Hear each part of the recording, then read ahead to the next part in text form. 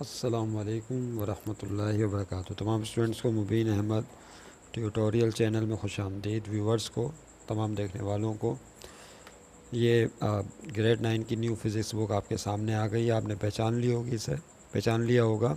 इसमें हम numerical problem जो है वो सॉल्व कर रहे हैं, जिसमें हमने क्वेश्चन नंबर 8 लास्ट वीडियो में अपलोड किया है। ये क्वेश्चन नंबर 9 है, यूनिट 1 का क्वेश्चन नंबर 9। बहुत ही कॉन्सेप्चुअल क्वेश्चन है और समझने से ताल्लुक़ रखता है, और इससे कॉन्सेप्ट मालूम होता है डेंसिटी का क्या कॉन्सेप्ट है। क्या कह रहे हैं क्वेश्चन में? Find the density of would. तब ये आपके सामने क्वेश्चन है। अब इस बुक को मैं हटा देता हूँ, आप तो समझ गए होंगे कि ये किताब है। कह रहे हैं find the density of wood as sphere and cube. Wood कहते हैं लकड़ी को, एक लकड़ी की डेंसिटी कैलकुलेट करें, क्या होगी? क्या मालूम करना है? डेंसिटी मालूम करनी है। वुड कोई लकड़ी है जिसकी डेंसिटी आपने कैलकुलेट करनी है, डेंसिटी।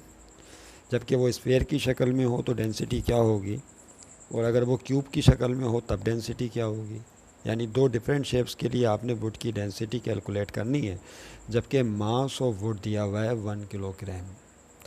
दोनों सूरतों में मास ऑफ वुड कितना दिया हुआ है? 1 किलोग्राम।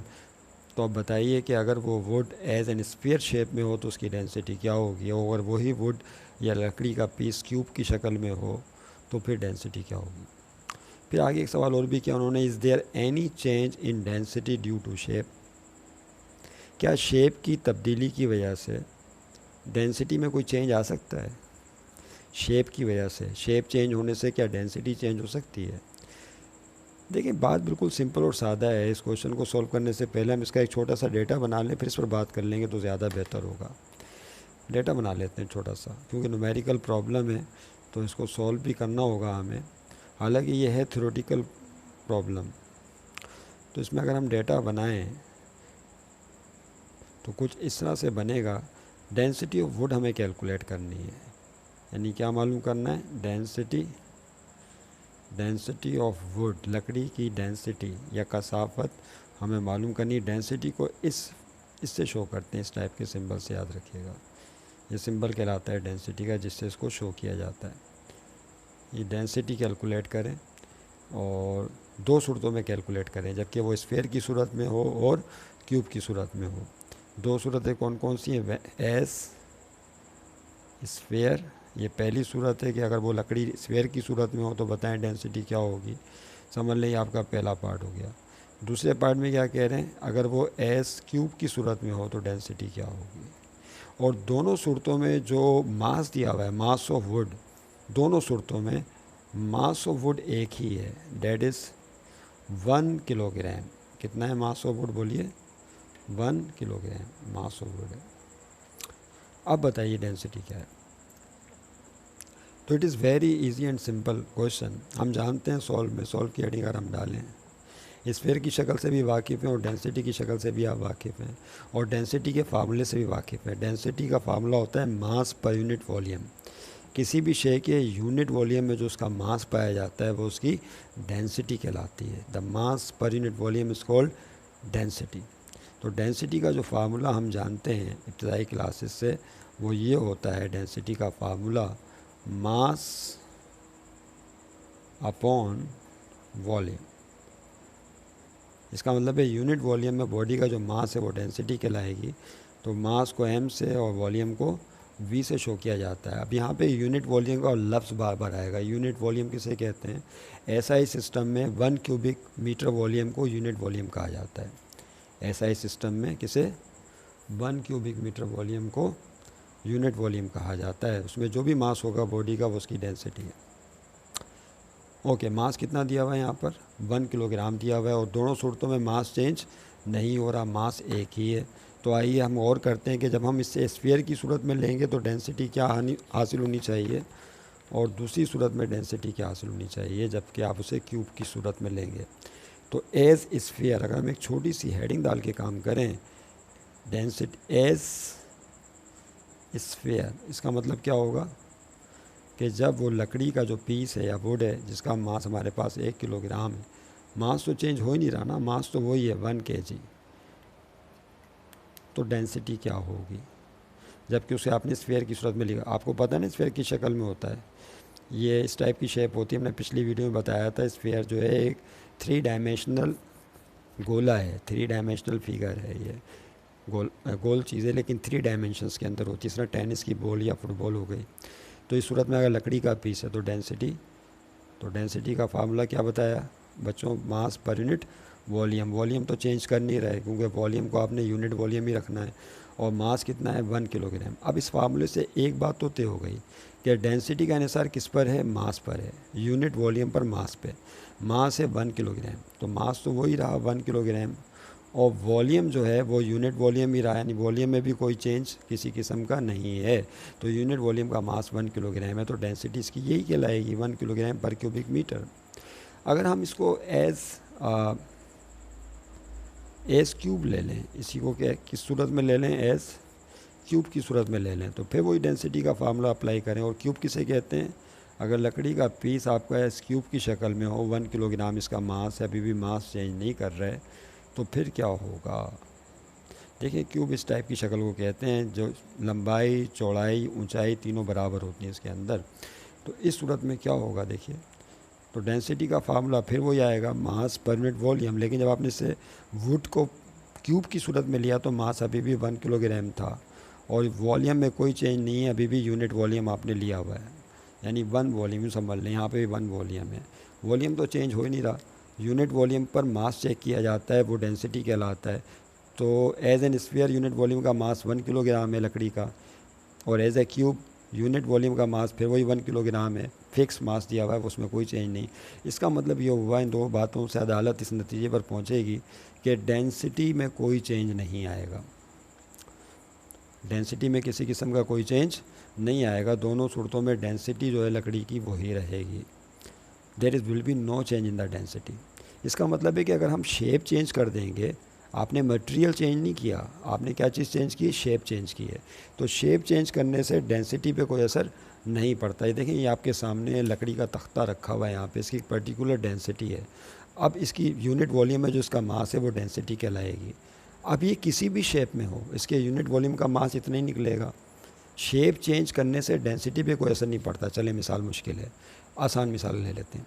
फ़र्ज़ कर लें कि आप 2 तरह के बर्तन बनाएं, तवज्जो रहे, बड़ी इंपॉर्टेंट बात। एक बर्तन आप स्फीयर टाइप का बना लें गोल, एक बर्तन आप क्यूब की शक्ल का बना लें। अब इस बर्तन में भी आप 1 किलोग्राम दूध भर दें, इस बर्तन में भी आप 1 किलोग्राम दूध भर दें। तो बताइए क्या जो मिल्क है या दूध है उसको हम डिफरेंट शेप के अगर बर्तनों के अंदर बंद कर देंगे तो क्या उसकी डेंसिटी पतली हो जाएगी या उसकी डेंसिटी गाढ़ी हो जाएगी।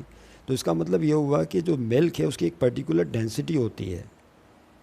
अब उसको आप किसी भी किस्म के बर्तन में डाल दें, उसको आप जो है गिलास में डाल दें, आप उसे चौड़े बर्तन में फैला दें, इसका मतलब है उसकी डेंसिटी पे कोई असर नहीं पड़ेगा। अगर ऐसा होता कि शेप चेंज होने के नतीजे में डेंसिटी भी तब्दील हो जाती तो हर कोई इस टाइप का बर्तन बनाता कि जिसमें गाढ़ा दूध आता, मोटी मलाई जमती और जम के खाते। तो भाई शेप चेंज होने से डेंसिटी पे कोई असर नहीं पड़ता। डेंसिटी कहते हैं मास पर यूनिट वॉल्यूम को, जिसका निसार मटेरियल पर होता है, यूनिट वॉल्यूम में मौजूद मास पर होता है। इस रेट क्लियर। अच्छा, अब उसी बर्तन के अंदर जो आपने लिया था बर्तन, फर्ज कर लें आप एक गिलास की मिसाल ले लें या यही बर्तन ले लें, अगर इसमें भी शहद भर दें और इसमें भी शहद भर दें तो अब देखें शहद की डेंसिटी इस क्यूबिक बर्तन में भी वही होगी और स्फेरिकल बर्तन में भी वही होगी, क्योंकि शहद की अपनी एक पर्टिकुलर डेंसिटी है। बर्तन की शेप चेंज करने से शहद के गाढ़ा या पतला होने पर कोई फ़र्क नहीं पड़ता जब तक उसमें पानी ना मिलाया जाए। नहीं समझे बात को, कहीं और चली जाएगी बात। इसका मतलब ये हुआ कि बात बिल्कुल तय हो गई कि शेप की तब्दीली के नतीजे में डेंसिटी चेंज नहीं होती, डेंसिटी तो वही रहेगी जो है उस मटेरियल की। Is that clear. हाँ, अगर आपने उसका मास चेंज कर दिया यूनिट वॉल्यूम में किसी बॉडी का, अब उसकी डेंसिटी चेंज हो जाएगी। मिसाल के तौर पर अब दूध की अपनी एक पर्टिकुलर डेंसिटी, आपने उसमें किसी ने उसमें पानी मिला दिया तो क्या होगा, वो पतला हो जाएगा, उसका मास कम हो जाएगा यूनिट वॉल्यूम में, तो डेंसिटी कम हो जाएगी। Is that clear. तो याद रखिएगा कि किसी भी शे की जो डेंसिटी है उसे वो कहलाती है मास per unit volume. Unit volume में जो मास होता है वो उसकी डेंसिटी कहलाता है। और उम्मीद है कि आपकी समझ में आ गया होगा कि शेप चेंज करने के नतीजे में डेंसिटी पे कोई असर नहीं पड़ता। Is that clear. तो अब इस बात को लिख लेते हैं, किस तरह से लिखेंगे, there will B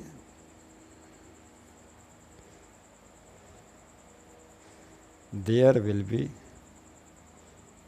no change, there will be no change in density of a particular substance. अब देखिए लफ्ज़ मैंने इस्तेमाल कर लिया पर्टिकुलर सब्सटेंस, किसी भी ख़ास शे का जो है डेंसिटी चेंज नहीं होती. There will be no change in the density of a particular substance due to change in shape, due to change in shape. Shape को आप तब्दील करते रहें, आपने मटेरियल कोई चेंज नहीं किया, शेप कुछ भी इस्तेमाल कर लें. तो शेप चेंज करने से, अब ये लकड़ी है, लकड़ी को आप क्यूब की शक्ल में ले लें, लकड़ी को आप स्फीयर की शक्ल में ले लें, किसी वुड को आप रेक्टेंगल की सूरत, यानी वो क्या कहते हैं उसको, पैरेललोपिप की सूरत में ले लें, सिलेंडर की सूरत में ले लें, पैरामिड की सूरत में ले लें, कौन की सूरत में ले लें. लकड़ी अगर आप मटेरियल चेंज नहीं कर रहे तो उसको किसी भी सूरत में लेते फिरें, उसकी डेंसिटी पे कोई असर नहीं पड़ेगा.